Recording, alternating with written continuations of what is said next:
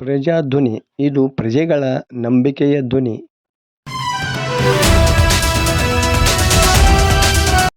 ಗದಗ ಹಾವೇರಿ ಲೋಕಸಭಾ ಮತಕ್ಷೇತ್ರದ ಕಾಂಗ್ರೆಸ್ ಅಭ್ಯರ್ಥಿ ಆನಂದಸ್ವಾಮಿ ಗಡ್ಡೆದೇವರಮಠ ಪರವಾಗಿ ಗದಗ ಜಿಲ್ಲೆ ಲಕ್ಷ್ಮೇಶ್ವರ ತಾಲೂಕಿನ ಬಾಲೆಹೊಸೂರು ಗ್ರಾಮದಲ್ಲಿ ಬುಧವಾರ ಕಾಂಗ್ರೆಸ್ ಕಾರ್ಯಕರ್ತರು ಭರ್ಜರಿ ಪ್ರಚಾರ ನಡೆಸಿದರು. ಈ ಸಂದರ್ಭದಲ್ಲಿ ಪಕ್ಷದ ಯುವ ಮುಖಂಡ ಫಕೀರೇಶ್ ಮ್ಯಾಟಣ್ಣವರ ಮಾತನಾಡಿದರು.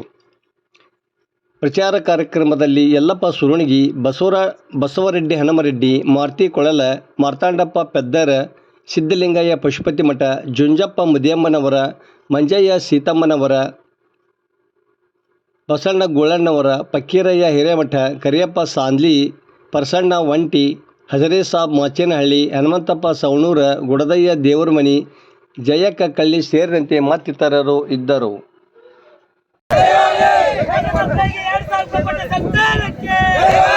ಅನ್ನ ಬಗ್ಗೆ ಪಟ್ಟ ಸರ್ಕಾರಕ್ಕೆ